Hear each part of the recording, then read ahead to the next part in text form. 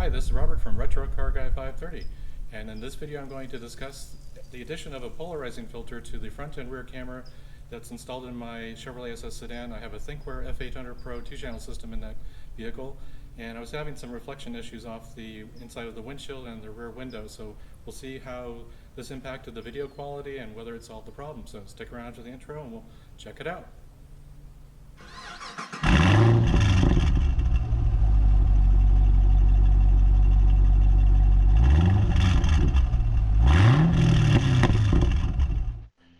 The front view of the F800 Pro camera, you'll notice here as I turn the corner and get the sunlight reflection off the dashboard that the speaker grill in the middle that has the honeycomb structure is noticeable there, plus the defroster vents. And depending on the angle of the sunlight coming into the vehicle, that honeycomb structure can actually cause the picture to pixelate quite badly. So the addition of the polarizing filter is hopefully going to eliminate that, but we'll take a look at the rear camera next.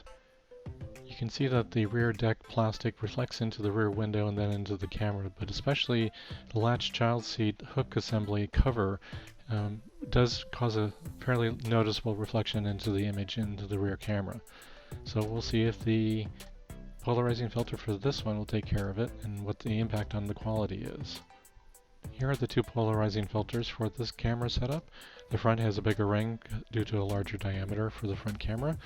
Both have a circular polarizing filter and they just press on to the camera itself.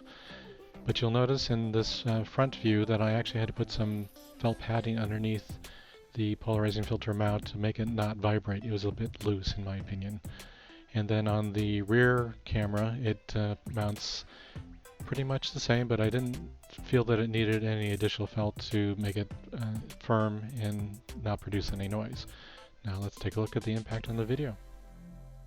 Here is the front camera with the filter installed. The bottom of the video still shows the defroster vents in the video, but the intensity of the reflection has been reduced by about 75%. The center section of the video where the speaker grill used to appear as a reflection doesn't seem to show it, or it's very, very minor as far as intensity at this point. So the filter is doing a good job of cleaning up the reflections, but the unfortunate side effect is the crispness or clarity of the video has been reduced by about 10 or 15%, which may make reading license plates a little bit more difficult, especially for videos recorded at night. So here we have the front camera with the two shots, one with the filter and one without.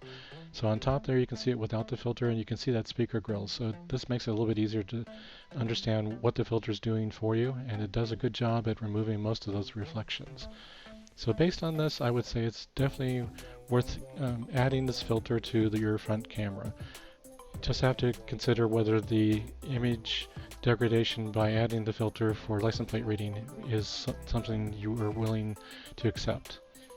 Now here we have the rear camera with the filter installed, and you can see that the reflection for that latch child seat cover has been greatly reduced or eliminated.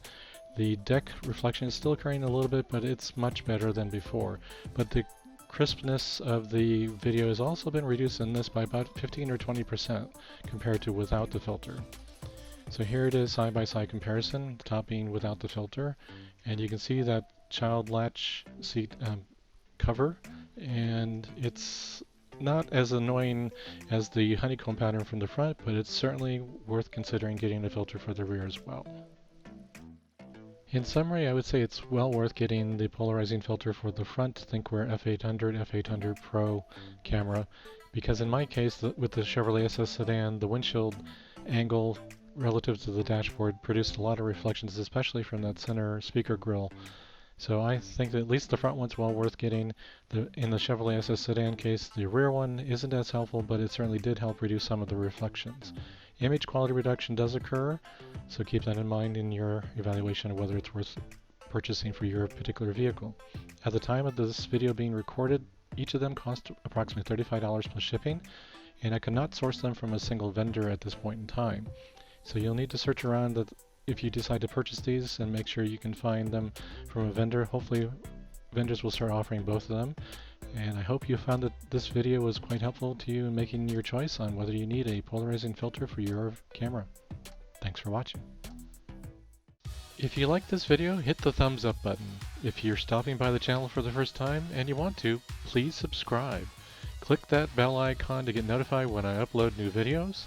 Please follow Retro Car Guy 530 on Facebook, Instagram, and Twitter. Thanks for taking the time to visit the channel, and I'll see you in the next one.